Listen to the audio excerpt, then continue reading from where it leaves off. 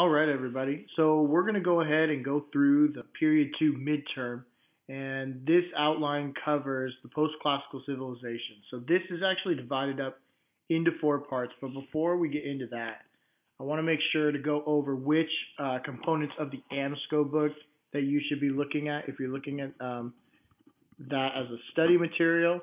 I did post this on Google Classroom, but just in case, so you would be looking at topics 1.1, 1.2, 1.5, 1.6, and then you're also going to take a look at 2.1 and 2.2. So this is the new AMSCO. I know a lot of you guys borrowed one of my old AMSCO books. So for the old, you're looking at the old AMSCO book. It will be chapters 7 through 10, 12, and 13. If you have any questions about that, you can let me know. And then there also is that textbook, the Stearns textbook, which I created all my PowerPoints from reading that textbook. That is an older version on there, and I would definitely take advantage of that. So the four parts of this outline, the first part is the Islamic world, which is a major component, which also includes Africa. And then we're also going to have like an interlude and get into trade as a major concept, not necessarily major content, but connecting each civilization. The third part is where we get into the civilizations in China, including the takeover of the Mongols, rise of the Mongol Empire, decline of the Mongol Empire, and then the very last part is where we get into the European civilizations, which is the Western fall of the Roman Empire, so that's the rise of the Middle Ages, and then we also talk about the eastern part of Europe with the Byzantine Empire. And there's also some comparisons at the very end. And again, if you have any questions, let me know, especially if you can't read my writing. Okay, so looking at the rise of Islam, understand that the Arab region, so what we're talking about here is the Arabian Peninsula, and before the rise of Islam, these Bedouin tribes really ruled with kinship ties. And so it's like extended family, and these extended families were nomads that would travel through the Arabian Peninsula, would find areas for their animals, goats or sheep or camels to graze, and then move on to the next thing. And then eventually these advanced societies became very advanced commercial tribes. And so these tribes would trade with each other, and then this is where Mecca comes in, because Mecca would be one of these trading crossroads that they would meet. And then here, understand that when they bring the trade, they also bring with them religious ideas. And they also bring things with them, different technologies, and then also intellectual ideas. So all of these, I should say, are products of trade. And so one specific component of that, to dive a little bit deeper, is the Kaaba, which is this box, essentially, and it was built by supposedly by Abraham, and we'll get into Abraham in just a moment with the connection to Islam. And so basically what you would have is people would walk around the Kaaba in Mecca, but inside the Kaaba would be all these different idols. And so again, this goes back to the exchange of religious ideas. So because of the religious ideas, we have idols from Christianity, Judaism, okay, and then even things like Zoroastrian. Because understand that the Persian influence was still in the region, again, with the trade. And so eventually this will become a Muslim idea. But really what I'm trying to show here is when we're talking about the Arab Peninsula, Islam really incorporates a lot of ideas that these cultures had already developed. Kinship ties, that was a big part of spreading of Islam. And then also when you talk about the trade component, this really plays a major factor. Okay. So getting into this, we really look at Merchants made money selling goods, religious artifacts to travelers. And so this is interesting because compared to China, even though we have the Silk Road, and this is kind of an ironic concept with China, is China has a Silk Road, but China does not. I'll move this over. China does not value trade the same way. And so this is ultimately a contrast between the two cultures. So the early Bedouin tribes and then ultimately the Muslim culture will be very big in the global trade and bringing about global trade. And although China plays a role in here, there's kind of a wrinkle because ultimately China doesn't value it the same way. It's not a priority in the society that it is in Islam. So in China, cultivating these sort of earthly goods would be unpure and sort of unbalanced with nature, whereas in Islam, there's no issue with gathering earthly wealth. So getting into the specifics with the rise of Islam, understand that Muhammad's role within the religion is he is known as the last prophet. And so to become a Muslim, you have to submit to the one true God, and that is Allah. Allah is just God, the Judeo-Christian God, and Allah is Arabic for that same God. And ultimately, as the last prophet, Muhammad in 610 starts receiving revelations through the Archangel Gabriel. And so really to become a Muslim, going back to that previous point, is you say that there is one true God and Muhammad is his last prophet. And those will be part of the 5 pillars of faith. And so that's the first one here.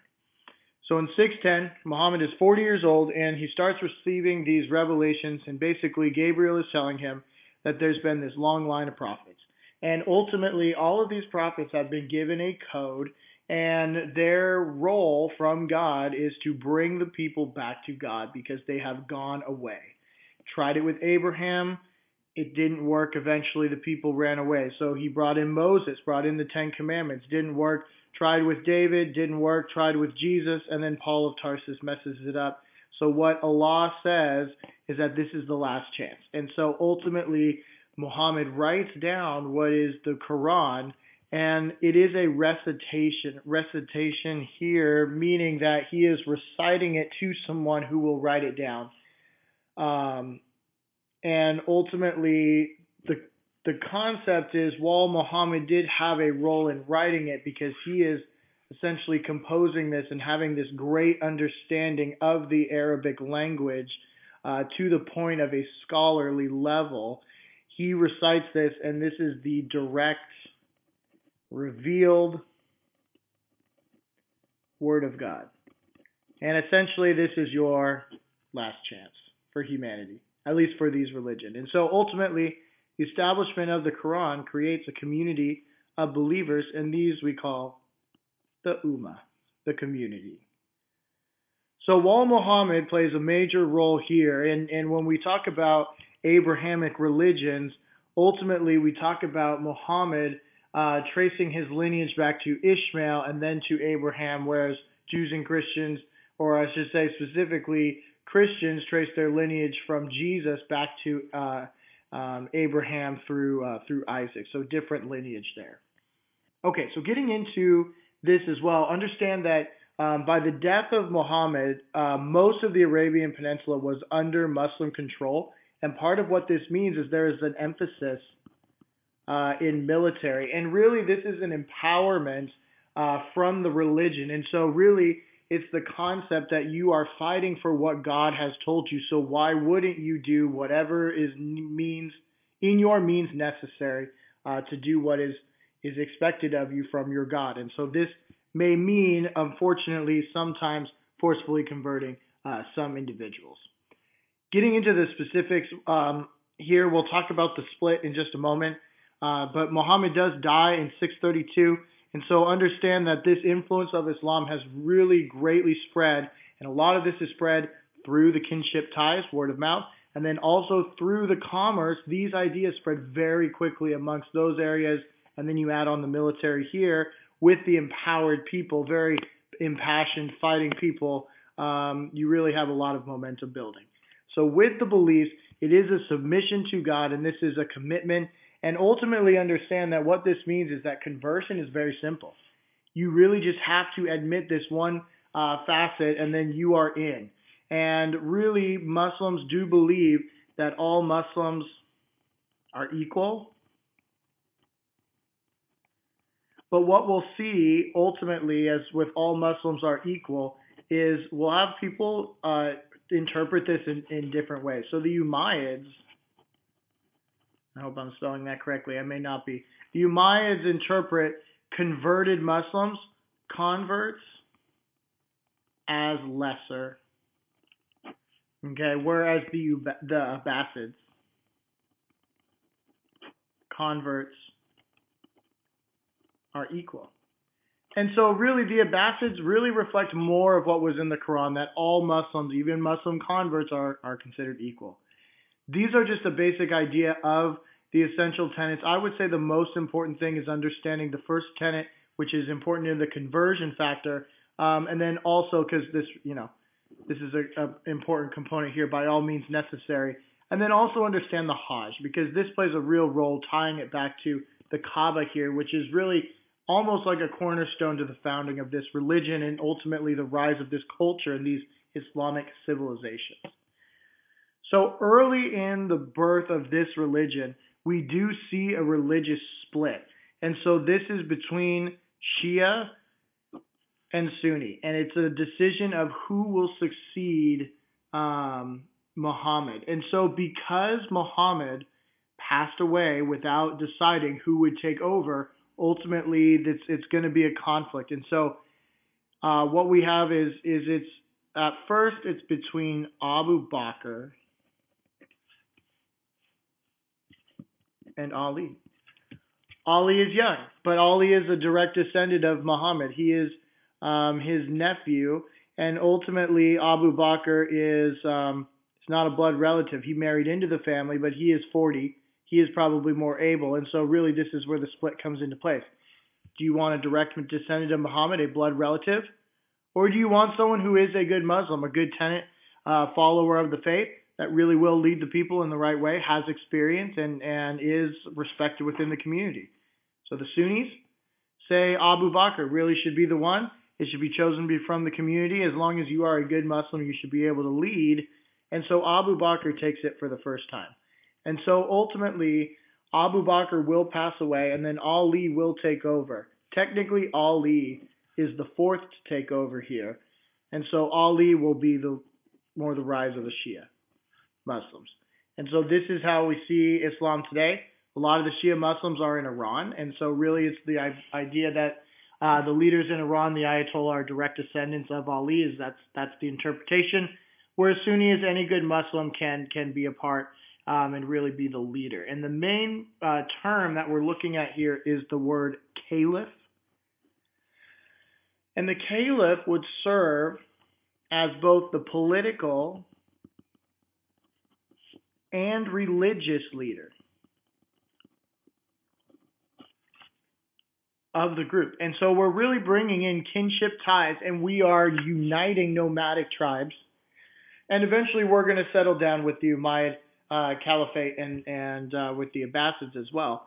But ultimately, in the early formation of Islam, there is an early split. And this is an important comparison because it really is 1,000 years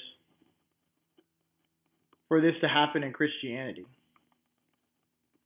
So just as a point of comparison, as major world religions, Islam had a major split right after the death of the last prophet, Muhammad, whereas in Christianity, after the death of Jesus of Nazareth, it really is 1,000 years before there is a major split. And we'll get there in part 4 with the European civilizations.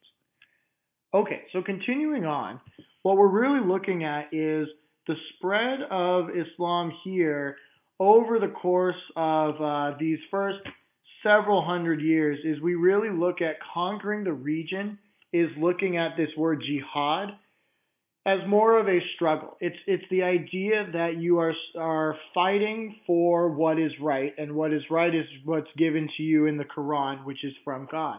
And so if this means you have to convert people, that's what you're going to do. But what's interesting is the ties and connections between Judaism, Christianity, and Islam.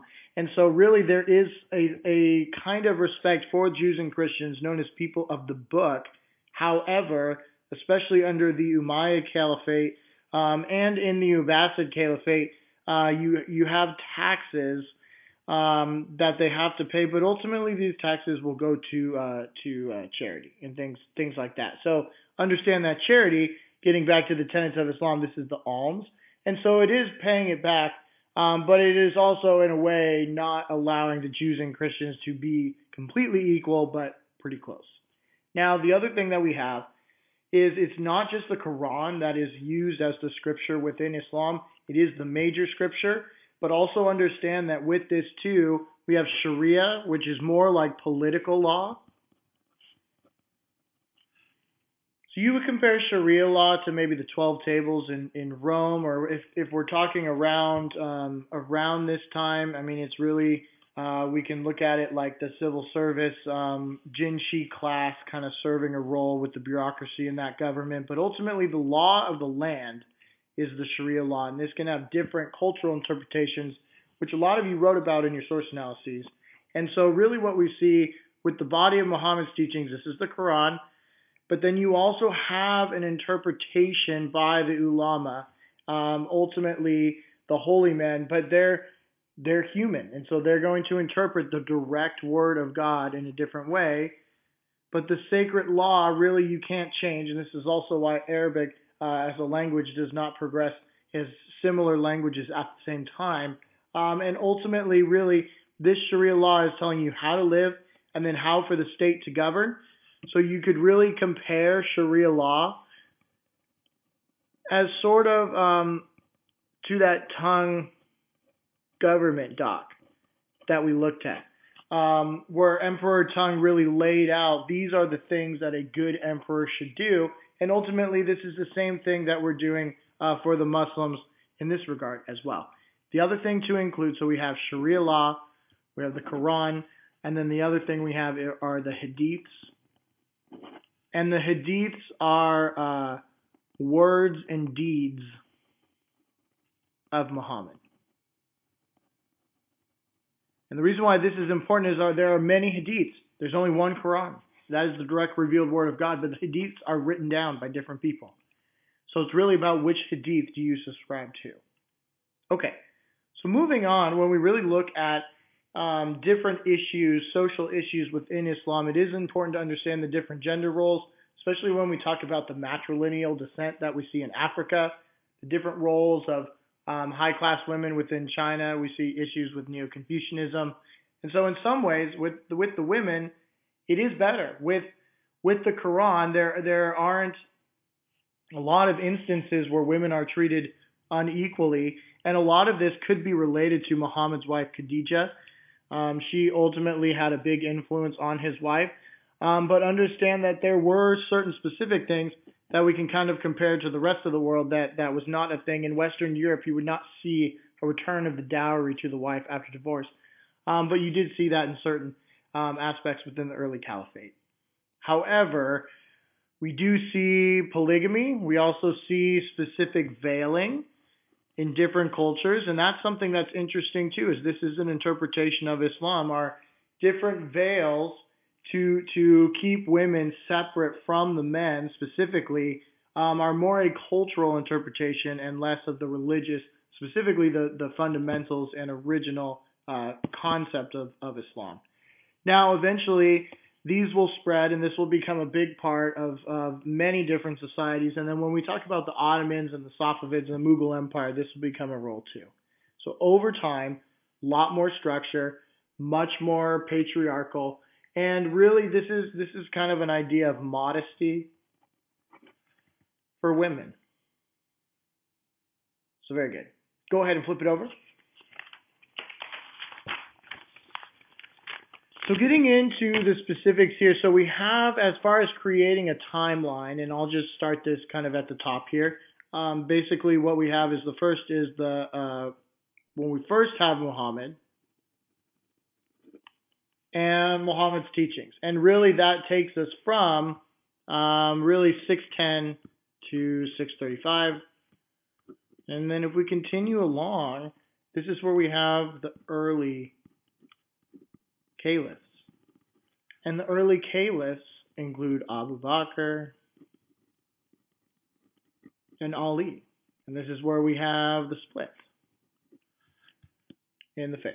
And this is ultimately 635. And this takes us ultimately maybe to about 680 CE. And then this is where we come into the Islamic caliphates. So the first Islamic caliphate that we talked about is the Umayyads. And then the Umayyads will be conquered eventually by the Abbasids. Okay, so really what we see is ultimately the Umayyads are Sunni and the Abbasids are Shia. And if the timeline is too overwhelming for you and it's too messy, I do understand. We have Sunni up here, Umayyad Caliphate, and then Abbasids, Shia. So a couple things, and I tried to make it nice here so you could kind of compare and contrast and see it kind of visually as well. So with the Umayyad Caliphate, Sunni, Shia, their capital, the Umayyad capital, is in Damascus, modern-day Syria, and then ultimately with the Shia, they're going to move their capital into Baghdad, and that's the capital. Okay, so when we talk about the Umayyads, they really talked about, really codifying this really here with Sharia law. So it's like the first time that you see Sharia law. And ultimately, the Umayyads will expand militarily. And they're going to go into Spain and North Africa. And really, they're going to control Arabia, too. So it's really just the places that were previously controlled under the early caliphate. So that would be number 2 up here, right? So we're at the Umayyads. So it spreads through Spain. And ultimately, this is somewhat of a forced conversion, but not a lot of conversion, because ultimately these Muslims who are converting from Judaism or Christianity to Islam are not treated as equal. So although the Quran says that all Muslims are equal, this is a good example of codifying Sharia law, they decided, no, you are not an equal. You have to pay a tax, even if you are a converted Muslim. So what's the point?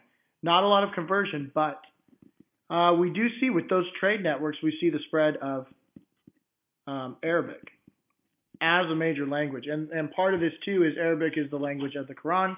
A lot of the nature of the recitation of the Quran from Archangel Gabriel to Muhammad inspires recitation of the Quran and memorization of that.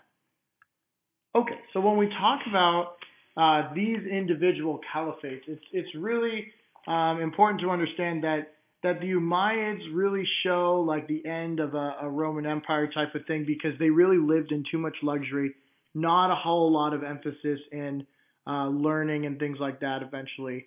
It is beautiful architecture we see in Spain, but ultimately they are conquered because they are weak. They're unable to crush revolts, and then while you are weak and trying to fix the things domestically, ultimately the Abbasids are going to take over. And so under the Abbasids, they try to expand, they try to consolidate their power, and really what we see here is the Abbasids expand, and similar to issues with Romans, it's too large to govern. And then really when you talk about an issue with succession, there are only so many issues, there's only so many relatives of Ali. And so this becomes an issue with trying to pick the leader. And then when you talk about all of the taxes, with things going more to the emperor's lavish lifestyle and less for public works projects that you can see as a citizen, you're not going to be able to stop the revolts here. And so eventually you do see the fall of the Abbasids to the Mongol invaders. And really the Mongols kind of conquer a lot of these civilizations that we see the rise of, and that's a major concept as well. Now, getting into number 3 down here with the Islamic Golden Age. Now understand this was the Abbasids, but there are also other Golden Ages that we talk about during this time. And I'm not necessarily saying we are comparing these Golden Ages to the Classical era. These are strictly post-Classical era Golden Ages. So the first one is the Islamic Golden Age. and this is primarily in Baghdad. Okay, I know it's not how you spell Baghdad, but we're moving on. Okay, so you also have so late Middle Ages. So post Crusades, you bring all of that learning back from the Byzantine Empire, and then we talk about Tang and Sung China. Pax Mongolica could work here as well. Now, this is probably more of like a piece which facilitated trade, not as much of the learning, but really without this, a lot of this does not spread into most of the known world. So it all is very much connected, and that's what we'll get into the trade in the next part.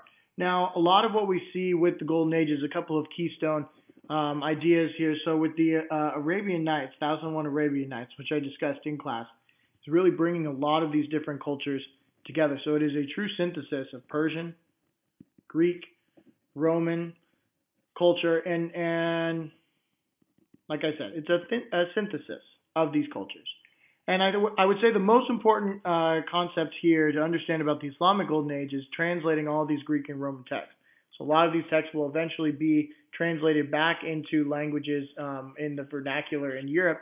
But for now, this is a lot of how we're able to save these when a lot of the barbarian tribes, nomadic tribes in Europe are kind of roaming around, not necessarily a lot of regard to a lot of the learning, just different priorities in their civilization. We also see a rise of science. A lot of these ideas came from India as well. So one example of this is from India. We talk about the numerals, the concept of zero.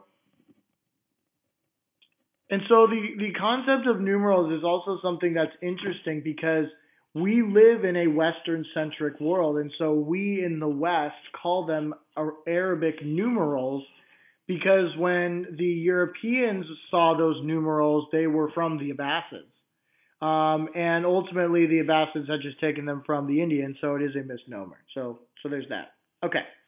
As far as medicine, we do see the first oculations as far as like trying to prevent diseases, and then we also see optic surgery. Also, a lot of these are from India, but you would say improve what is from India. It's very good.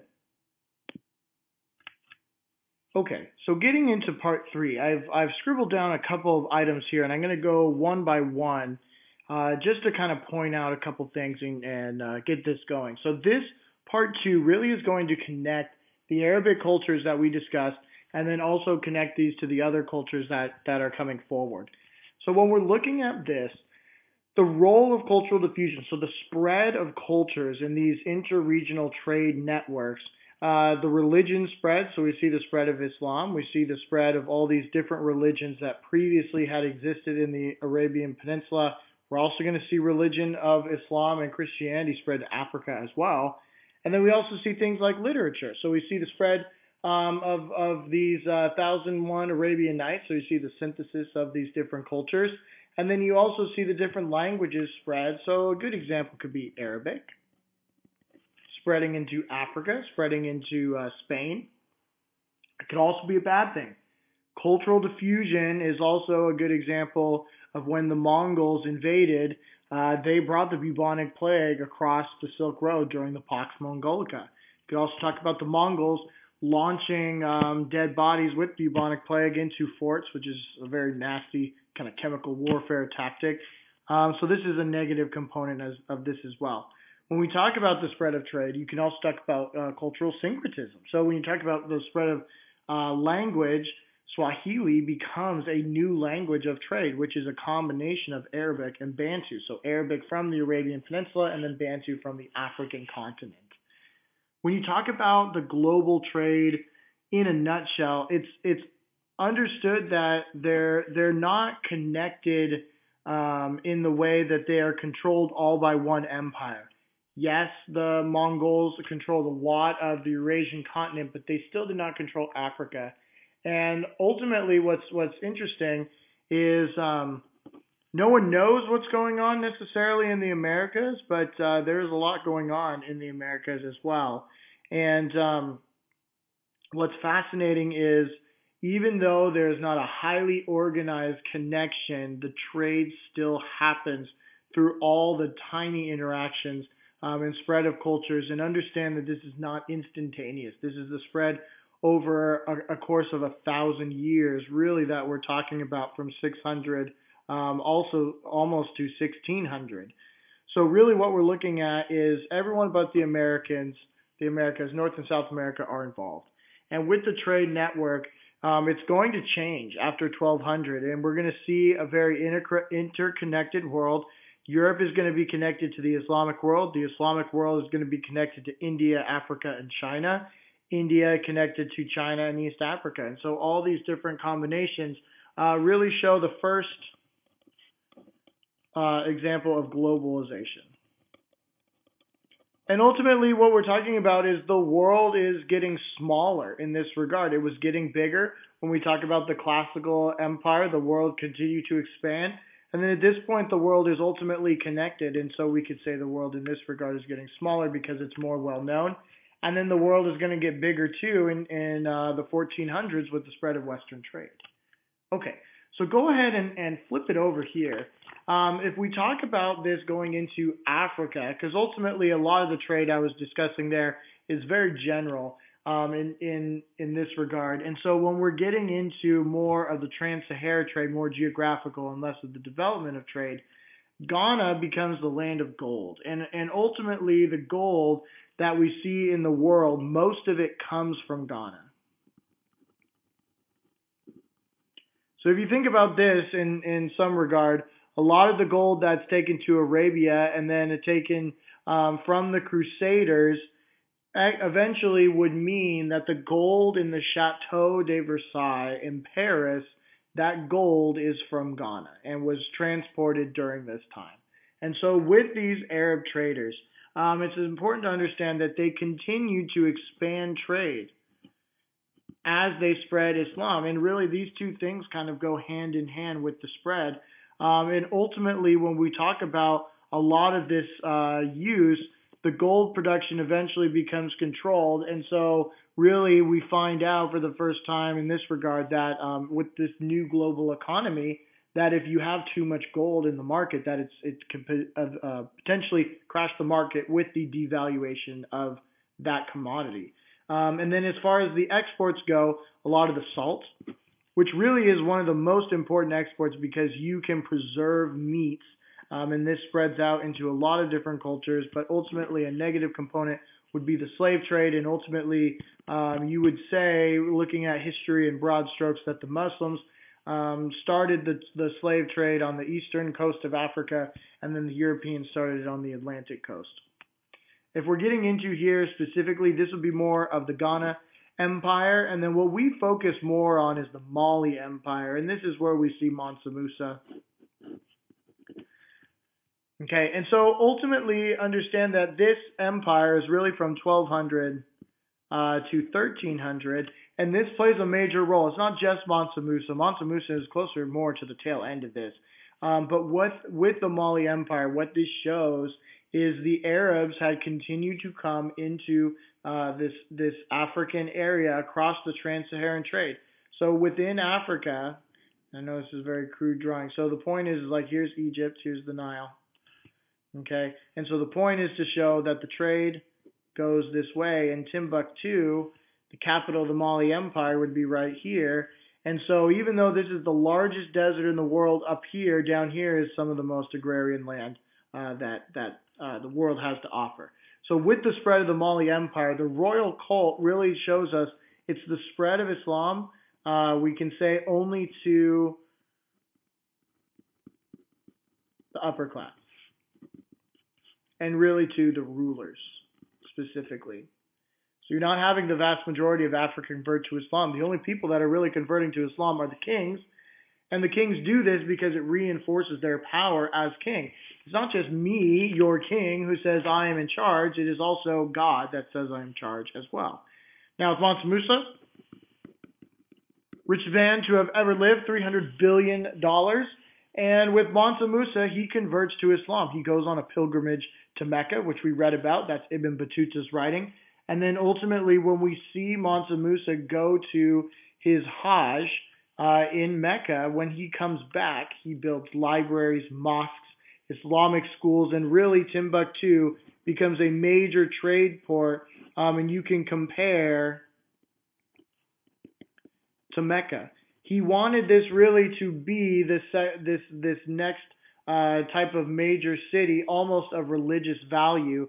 And so what's interesting is when Mansa Musa goes on his Hajj, he brings a huge group with him and really spends so much money along the way that he crashes the market in Egypt and in other areas just because he spends so much gold that there isn't enough value in the market to make up for that, and it just creates so much inflation. Now, with Mansa Musa, this really shows a good example of the royal cult. So if you're looking at the midterm for a specific example of the royal cult, Mansa Musa is the way to go. Now, when we get to the Indian Ocean trade, this is really where the Persians and the Arabs dominated, where we would say that the Arabs dominated the trans-Saharan trade. And then really what we're looking at here is during this time, the Swahili coast, the eastern coast of Africa, you have Islamic cities. These are almost like city-states, and really the only reason they exist is to facilitate trade. And so a good example of this would be Mombasa. And so it's really almost like a free trade, free market type of paradise. And so really everyone or most people trading there would be Muslim. And so there was kind of this unique cultural understanding, collective understanding of what to do, almost like a code of conduct. And so the other thing that we see is part of the reason why the Arabs were able to control the Indian trade, although it was largely land-based, is because a lot of the Indian kingdoms were fragmented.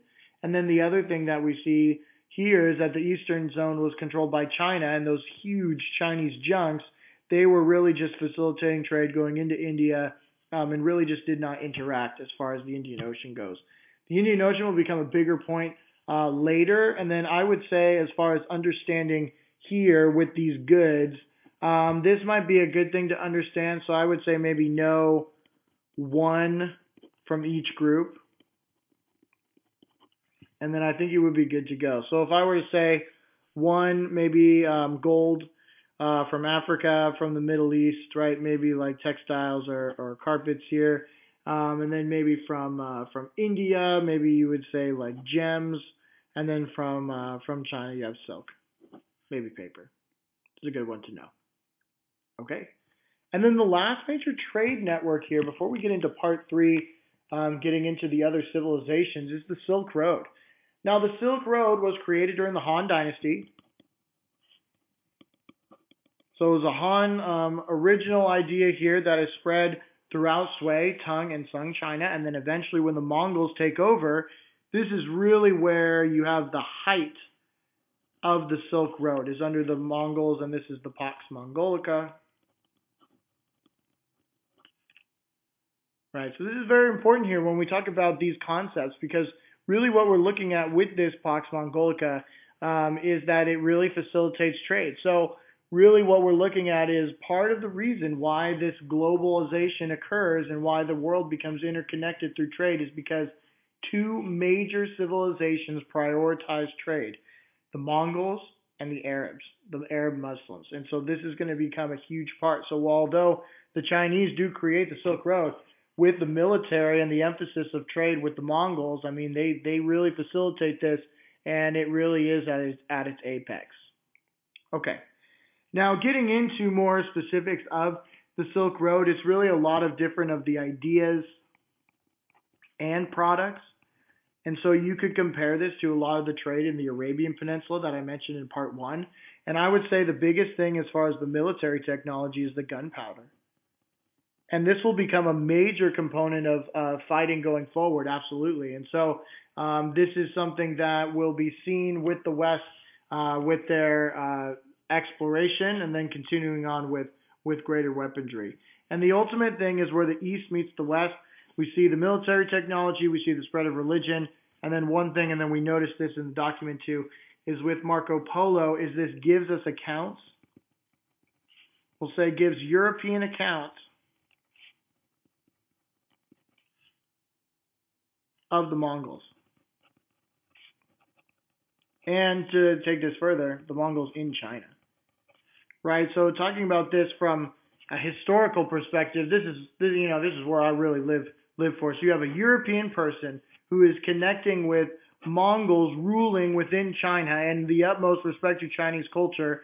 And so we, as the Western world, have this ultimate connection. So when you talk about the East meeting the West, this is a great historical example that we can look at and pinpoint and really see how all these things came together.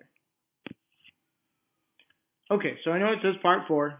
It is actually part 3. And this is where we talk about the Chinese dynasties and the Mongol contributions during the post-classical world. So we've gone over the spread of Islam, which also talks about the spread of Islam and trade into Africa. We talked about the different trade components, including the Silk Road, and then we're going to take a deeper dive into the Chinese contributions, and then we'll wrap around at the very end with Europe. So getting into part 3 here, when you talk about the Sui dynasty, you can compare this to the Qin dynasty, ultimately because it is very brief. It is really only 2 individuals, and ultimately these individuals, as far as getting into it, it's really Wang Di and Yang Di. And both of these individuals, father and son, ultimately this will play a big role with the spread of Chinese culture, because again, remember that the role here is that they are bringing China together again after a period of unrest. They end a civil war. They really centralize China, and they're going to bring back a lot of different things. So what we did on the board a couple days ago is things that continue from Qin and Han China, and things that change from Qin and Han China going into Sui, Tang, and Sung China. Now, you can put Sui as one, and then you can compare Tang and Sung. I will do a sequencing here as well. But really what we talk about is the Sui took over, and I do apologize. Maybe I'll just cross these out. Wen Di is the father. Ultimately is eventually killed by his son Yang Di, and both of these individuals were Buddhist. But understand that Buddhism is not a Chinese idea. This is something that spreads from India. So when we talk about the Guptas outlawing Buddhism, a lot of these Buddhists travel into China, and that's where we see the Buddhism coming here. But this is the first time that you see an ethnic Chinese emperor that is a Buddhist and does not necessarily subscribe to Confucianism. Now, understand that the Sui dynasty, Wen Di and Yang Di, both had respect for Confucianism, specifically because they reinstitute the civil service exam. So that's a continuation from the Qin and Han dynasty. And then another aspect, which is a great component of understanding Chinese culture, is the value of public works projects. You have over 1 million Chinese individuals building this Grand Canal, and it helps you really connect the north to the south. And so you can take the millet from the north and the rice from the south and have that trade. And then it really helps the population to grow and kind of move throughout China. And so really we see kind of an expansion with the population as well, and not just the geography.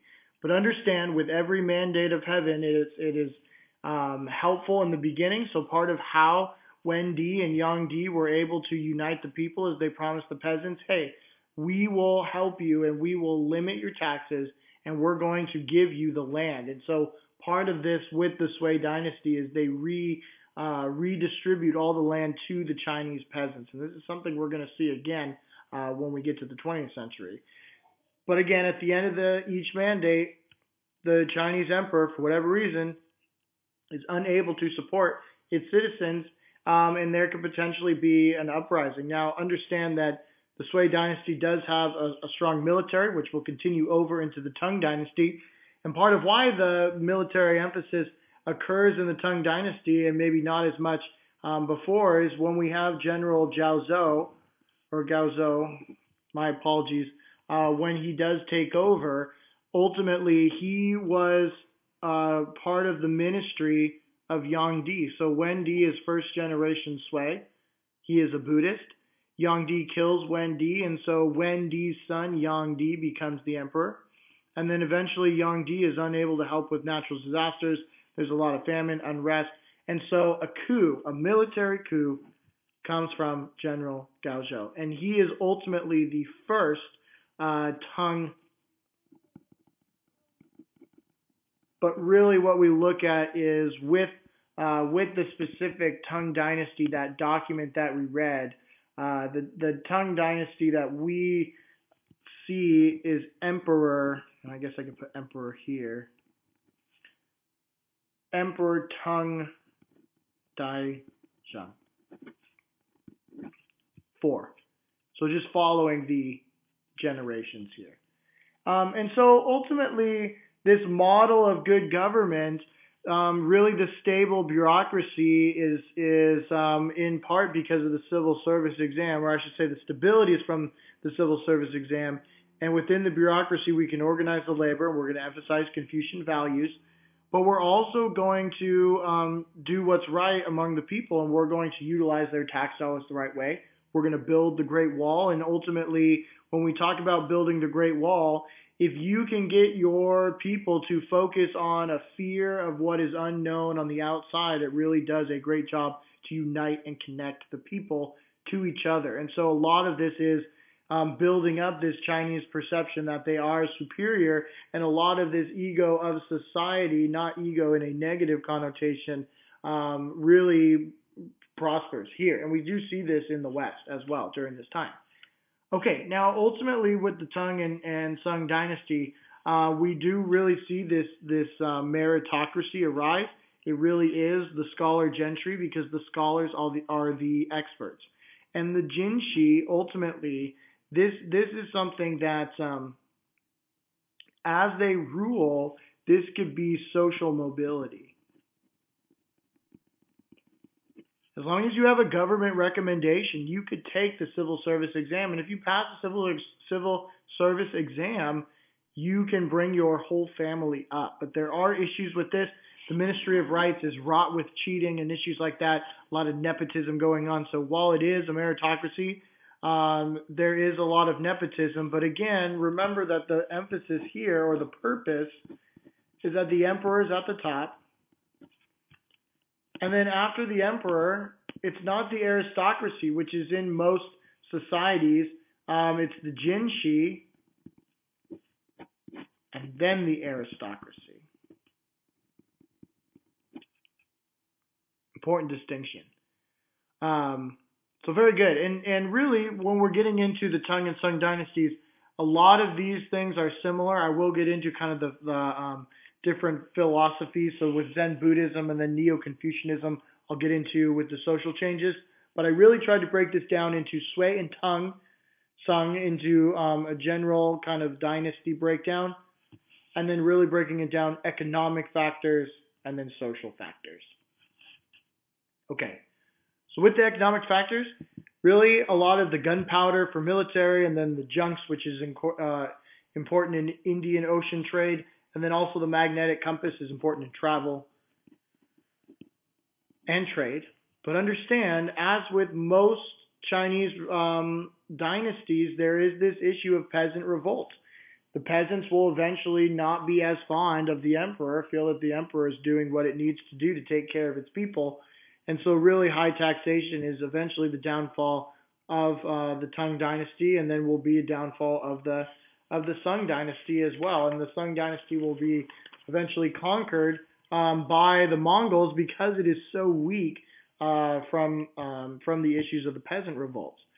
Now understand, with the population growth, these are all incorporated and important components that we see with the population growth, but we see 10 or more cities with 1 million people. This is important growth, and this is 10 or more cities with 1 million people in the 1200s, which is important to understand. So when we're looking at the cities, when the cities expand, you really have major cities, not just towns. This is really the first metropolitan areas before the Industrial Revolution. So you have these in West Africa, Timbuktu. You now have these in East Africa, in Mombasa, as a trade town. You have these in Arabia, trade posts. You have these in China, which we just mentioned, and then you also have these in Europe. So you now have cities in all these major areas. Yes, we have cities in Latin America as well, which we'll talk about later.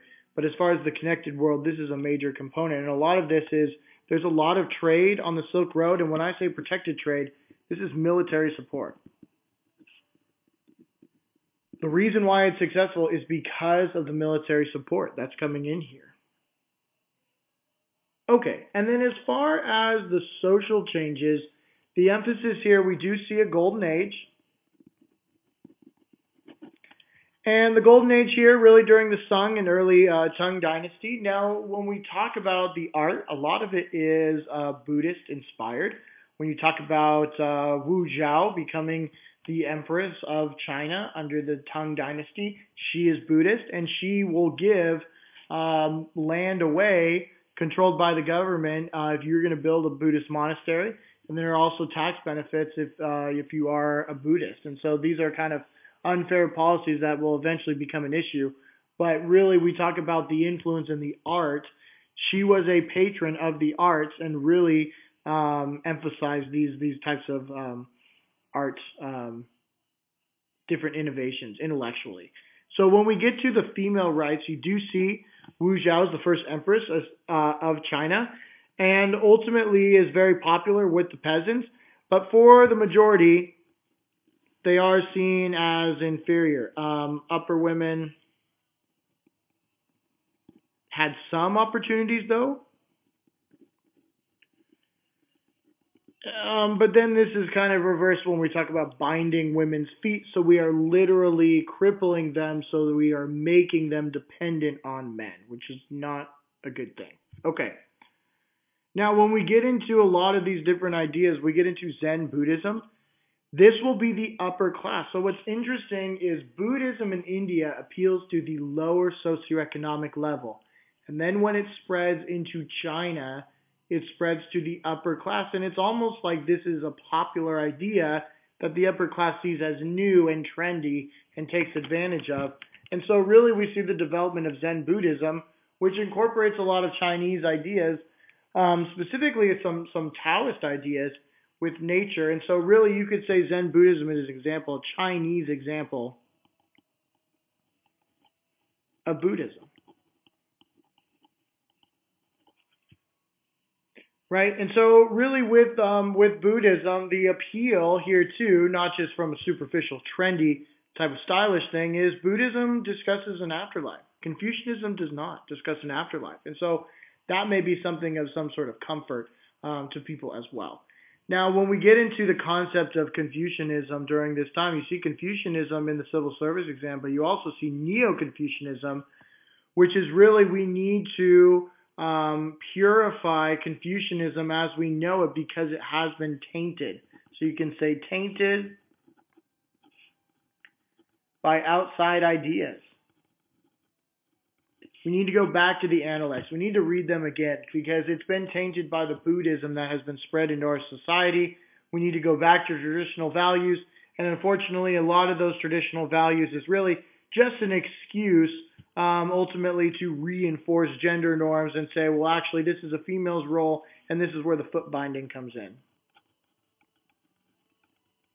Right? So this is a cultural symbol more than anything else. Okay. Now, with the late Tang Dynasty, Emperor Wu Zhang will see the downfall of the Song Dynasty. And a lot of this, too, remember when we talked about Wang Anashi, who was his lead minister, is trying to make things better, but really does not do a very good job. So with the end of the Song Dynasty, it does fall apart because the different type of ideas that were reforms to kind of help soften the image of the emperor did not work. And ultimately they were weak. You have peasant uprisings, and then ultimately the Mongols are going to just take over here. Okay. If we turn it over, this is where we get the impact of the Mongol cultures. And when I say cultures plural, I really just mean the Mongol empire that arises, and then we do see the interaction and the cultural syncretism between Chinese culture and Mongol culture here too. Okay, so when we talk about this, remember that the Mongols were pastoral nomads. And I even put down here the epitome of nomadic culture. That's about as good as it gets here. Really, when we talk about the Mongols, the military is really their greatest contribution. We talk about use of stirrups on horses, so you can stand up while you use your bow and arrow or your short swords. So really, it really is like a 13th century version of blitzkrieg warfare. They would just hit you so quickly that you couldn't respond. They would give you a chance and say, you pay the taxes or we'll attack you, and boy, they attack you. And so the superb horseman is really a component here. And I may have mentioned this quote in class, but historians look at the Mongols as on the horse, meaning when they were conquerors, they were brilliant conquerors, created the largest geographic empire in less than 3 generations, but ultimately as rulers were not as effective because it did only last about 3 generations. So things to understand about the rise and fall of the Mongols. Very quick, a very huge impact here. With the ultimate rise, Genghis Khan, which is really just translates to the great leader, the great Khan, Temujin is his given name. And yes, Temujin has DNA, has had many children, and so we do see a lot of this spreading throughout the empire here, specifically geographically. And so ultimately with Temujin is he unites the nomads. So you have different groupings. And ultimately these groupings don't have a lot in common, but really he gives them promise of uniting this empire and being something great, and really does create the largest empire that we have ever seen. And so he spans from the Pacific Ocean into Eastern Europe, which is just unfathomable type of spread of influence here. So when we talk about why they were successful, it's a lot of the meritocracy and how they define merit as not being an expert in Confucian values. Merit would be defined as your military prowess, or maybe how many people that you have killed. And so the goals are clear.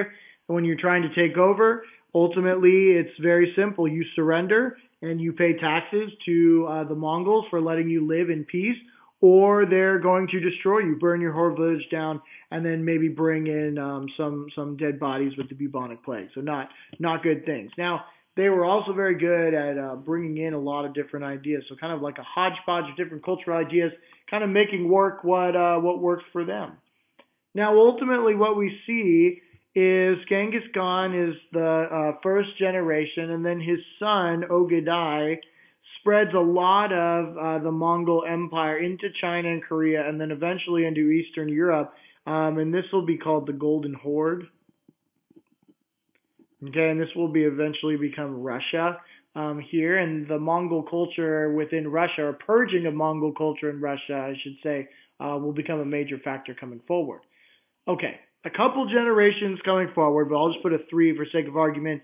Kublai Khan was the one who eventually spread the Mongol influence and the culture, the empire, into China. And so now you have a new Chinese emperor, but you would say that the emperor of China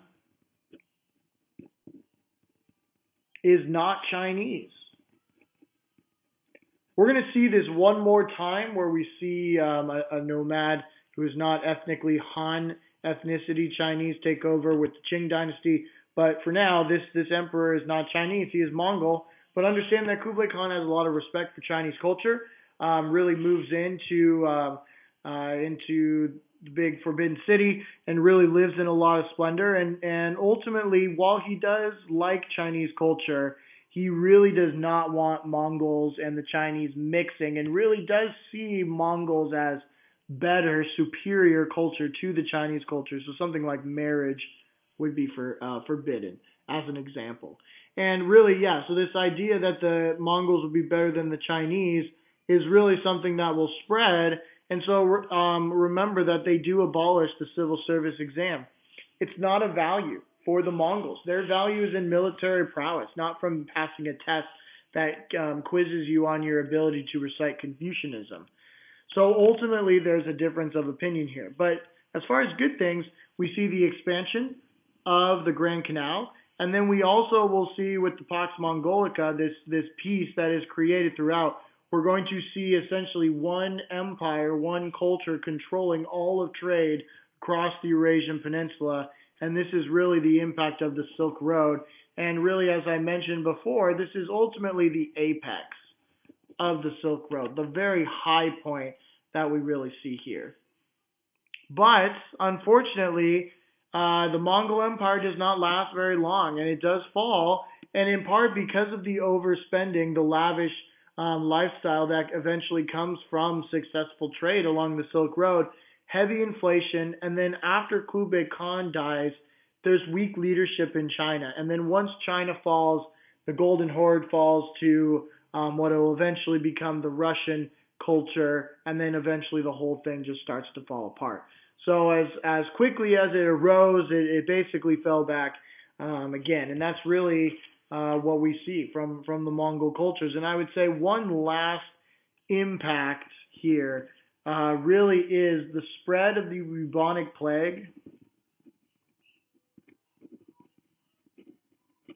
in Europe in the 14th century is from trade that was facilitated by the Mongols' control of the Silk Road. Okay, so part 4, you've made it this far and we're almost done. To simplify part 4, before we get into it, I have divided it into 4 sections. Economic aspects of Europe, East and West.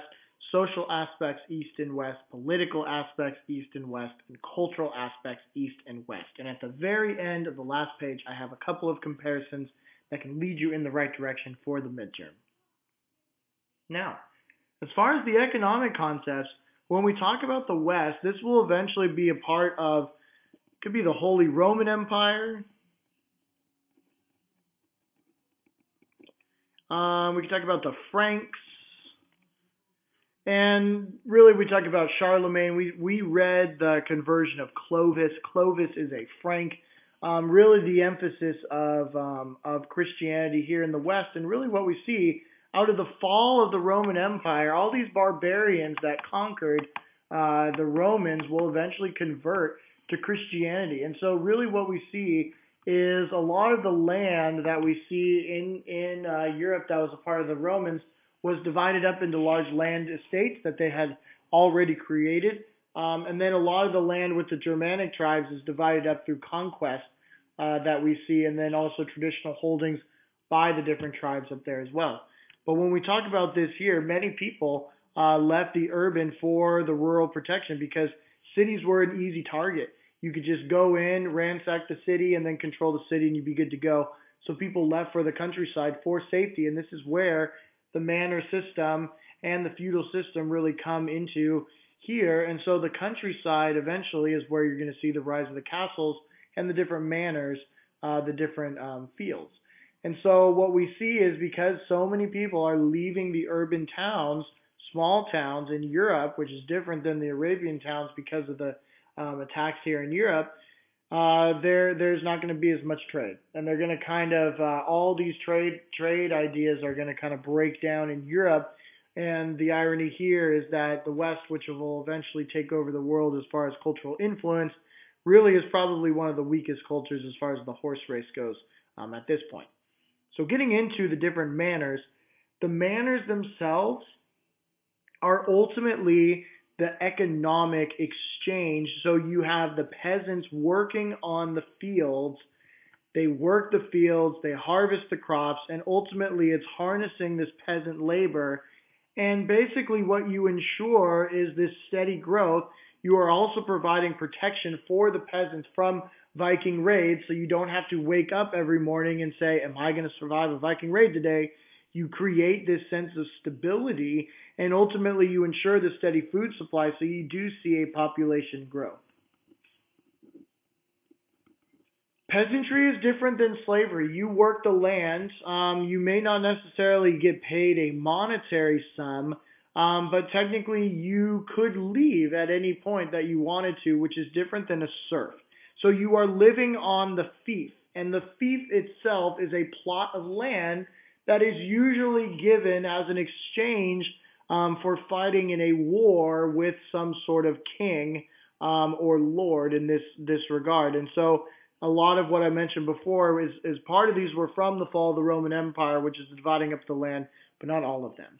Now, when we talk about the peasants would be a part of the manor. They would live on the actual land itself. So basically, you are getting protection. You work the land, you will have food, and you will have a place to live. And so it's pretty sweet deal as long as everyone does their part in this system. But understand that really what we see is we do see some scientific advances. So in this is another example of why I just refuse to call the Middle Ages the Dark Ages. Is really scientific advances. Things like crop rotations come about. And then you do see different things like plows. Okay, this is going to play a role as well here. But ultimately, these are the most of the things that you would need to know as far as the economic components of the western part of Europe. I'll get into more of the feudal system, the knights and the lords and the serfs and all of that with the political system. But understand that manorialism is the economic exchange. You are exchanging goods and services. You work the land and we give you a place to live and a full belly and protection from the Vikings. So, getting into the eastern part of Europe here, moving it down. Okay. We have a lot of coining of money in the Byzantine Empire. A lot of this comes from the wealth that we see in the centralization that we have over several hundred of years with the establishment of Constantinople. But with the eastern part of the Byzantine Empire, they're in this great spot. So as really a point of economic comparison between the West and the East is trading, it's flourishing, it's thriving, and whereas the West, all of these trade networks ultimately break down. And so with this trade exchange, really what we're talking about is Constantinople.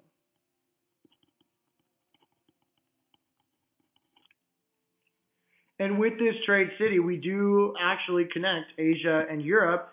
And ultimately, it does serve to be a very important military strategic position for over 1,000 years. And really, we'll see the connection culturally as well, not necessarily economic at this point, more of a cultural exchange. But when we have the West Crusaders, because understand that the Crusaders would come from this component of the European empires here, and they saw Constantinople, they took all this learning back with them where the trade did not exist. And so this is kind of a cultural exchange that comes much later. Okay, flip it over. We're going to move on. We have a little bit more with the economic here. And so really getting into the northern part. There we go. Okay. So we have the renewed interaction because these trade networks did exist before, but then the urban centers became unsafe, so people fled for the countryside. But following the Crusades, all of these components come about, and really you do see the spread of trade, a lot of luxury items coming in, and really this trade will continue and see a lot of rise of learning. And so you would say little learning before the Crusades. And it's not until after that we see this change. And so really this is an important turning point. Probably one of the most important turning points in world history, in our looking at world history, because this really shows the expansion of the West. And then you could say another one is when the Ming Dynasty disbands its navy. That kind of seals the nail or puts the nail in the coffin as far as the West taking over the world culturally. But China may still take over, so we may have ended up in the same place anyways. So we'll see. Okay, so with the negative effects, understand that with the Crusades, you do kind of have this hostility arise.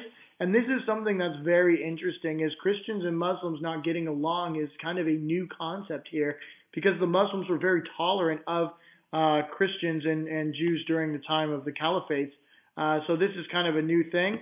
And then you also have the undermining of the Byzantine Empire. So this is kind of the fall of the Byzantine Empire for the most part, because eventually it's going to cripple it, and then it's going to be taken over by the Ottomans. And you also have an issue with the East and West relations coming here, and it's really just a good example of different cultural priorities coming together, and really the outcry and things that come afterwards. Okay, getting into the social components, and I understand that feudalism is also political. So drawing this as a cultural pyramid, understand that at the very top would be the kings. And what makes you a king? Well, you have the largest military and no one can defeat you. That's what makes you the king. You are just the strongest and cannot be defeated. But also understand that you need to have allies if you're going to win, and so you need to reward your allies. So if you win the war and you win all this land, you're going to give your lords, your generals, these fiefs, these plots of lands, and you could also say that they are a vassal. A vassal is one that receives a fief. And then at the bottom here, this is where you would have your peasants. And then ultimately your serfs, which are different than peasants because serfs are basically tied to the land. So if the land gets conquered by a different king and their fief is given to a different lord, the serfs would stay, the peasants could leave. Okay. The only other thing that's important to understand is with all these kings converting to Christianity, understand that the one constant is that there is one person above the king who is the Pope. And the Pope is sort of the liaison between God and humans, and so there is this connection here. So although there is sort of this God sort of connection that reinforces your power, there is still a limit because there is an additional human that could sort of check your power. Okay.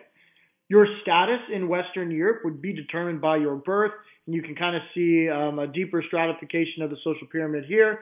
But then also understand that your power, your wealth is defined by land ownership.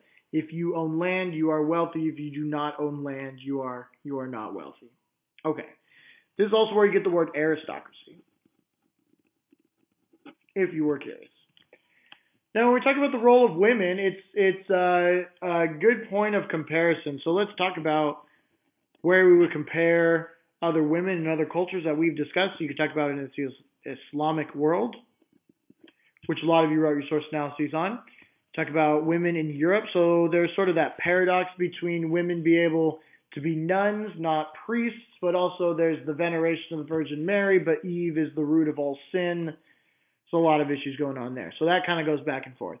And then when you talk about the Chinese history, okay, under the Tong Dynasty, you had a lot of women who were high up in power as far as having influence and different opportunities as far as education. And then the Sung Dynasty go around binding women's feet, and so that's not necessarily a good thing. And so you can talk about Neo-Confucian values reinforcing this patriarchy. Then we talk about Africa. Okay, Africa is matrilineal descent. Maybe there is some patriarchy brought in by Islam, but it is very egalitarian, so a couple points of comparison. Now, when you talk about the role of women in Europe here, I mentioned within the church, but understand that these convents, this is where you get the nuns. Okay, so women could actually work for the Catholic Church, which is different than in Islam. While women did have some control in Islam, women were not allowed to be a part of working for the church. So that's something that is an interesting distinction here. Understand that women in towns, more urban women, had more opportunity for freedom, and it's really because they could join a guild. They could work a trade, they could own a business, and then ultimately joining a guild would give them further protection, and economic security. And so this is something that we see as well. Not the norm, but definitely some different situations. Okay. Understand that the only people who could get land would be men, and the only way to have power in this world in Western Europe is to have land, so really only the men have land.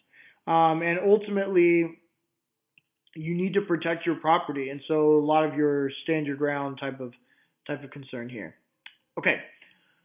One of the last parts here, political components, and we'll kind of round it out, is when you talk about the political components in the West, is these small feudal kingdoms, very decentralized. You could kind of compare them, not necessarily feudal, but small kingdoms within India as well. And then really what we see with these ideas is there's no unity. A lot of them convert to Christianity. A lot of them have a lot of this land that they conquer with their different militaries, but there really is no connection. We do have some that arise, so some examples, the Franks, Holy Roman Empire, but most are just small and yeah. Okay, so when we're getting into this, understand that this is the role of feudalism, okay, and it's really a lot of this power struggle, and so marriage becomes a huge part of the Western Empire because marriage is a way to exchange land. That a daughter of a wealthy man could preserve a military alliance and prevent some sort of war or something like that. And so a lot of things were settled either through battle or through marriage. These are kind of the two ways in which we can have these types of interactions. So when we talk about the major kingdoms that we go through here, the Franks specifically, a lot of this in France. Understand that the Franks is where we talk about Clovis. So Clovis converts to Christianity. And so really what we do, just like we see Islam reinforce the power of the African kings, we're going to see Christianity reinforce the power of these European kings. And so eventually Clovis's grandson Charlemagne will become emperor of the Holy Roman Empire. And eventually we'll see Charlemagne, Charles the Great, become crowned emperor, and then he will protect the church. He will establish papal authority over the kings, and so this is something that will reign true for several hundred years. And you could talk about how King Henry VIII changes this power dynamic, but this is going to persist for a very long time. Okay, the other thing that we see that I didn't mention is the establishment of monasteries. And with the different monasteries is really a way to spread Christianity. My apologies.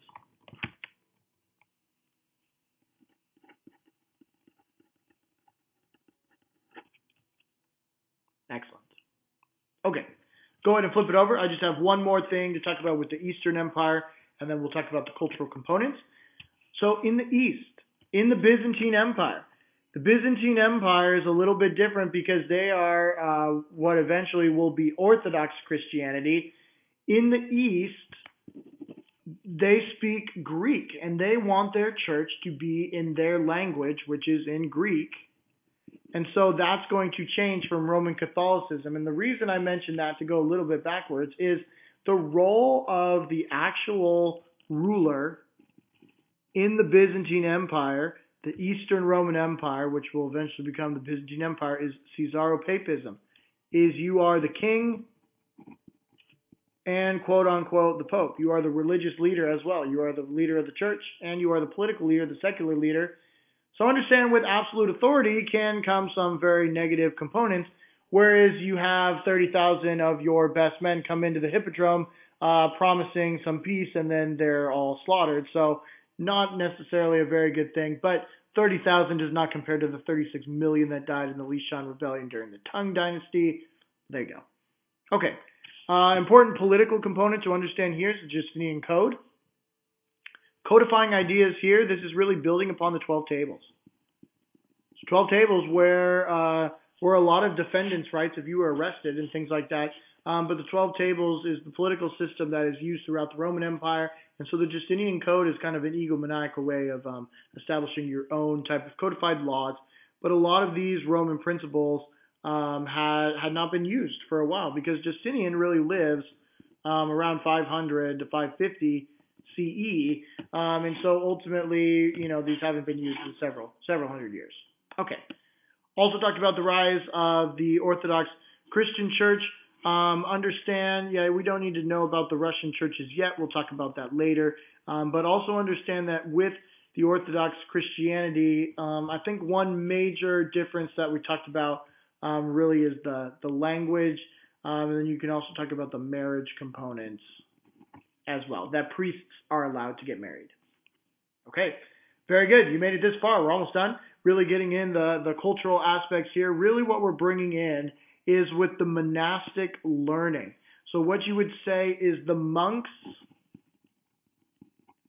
live in seclusion. Okay, they are living outside of a town, outside kind of in the middle of nowhere, and they are translating texts. So basically what we have are a lot of the texts that are in Latin are translated into Greek, or a lot of the things that we see with the late Middle Ages coming over from the Byzantine Empire. A lot of this is translated as well, but mostly Christian literature. You can see the rise of universities, which also is the rise of towns. And so towns become a thing again. We were afraid to live in towns, and then towns make a comeback here. And so ultimately, a lot of what we talk about with the cultural aspects is this is where you're going to want to compare golden ages. Okay, but specifically this is within Europe. And notice how when we talk about this here, the universities, a lot of it is rooted in the church. Yes, you could get a degree in law. Yes, you could get a degree in medicine, but a lot of it is still rooted in the church. And so ultimately, a lot of the learning is not just necessarily in the schools, but it's also in the commercial realm as well. So we see clocks. We talk about the Battle of Talis. That's something you need to know. Really, we have these Chinese soldiers that are taken captive by the Europeans, taken back, and then they teach them how to make Chinese paper. We have the printing press will eventually become a larger thing with Gutenberg, and then we also have the firearms and gunpowder coming over from China, and then we talked about a lot of the literature as well. But understand that with the literature and the education, Latin is the language of the elite, the language of the Catholic Church, but we also see vernacular, right? I guess I put it here, the local language, the spoken language. All right, and then one last thing I would just point out is make sure you take a look at these major comparisons here. These are good things to look at to kind of test your knowledge before you may take a look at the study guide questions. And if you have any questions, and even if it's just trying to understand my writing, please do not hesitate to ask and just let me know. You guys are going to do great on this midterm, and let me know if you have any questions.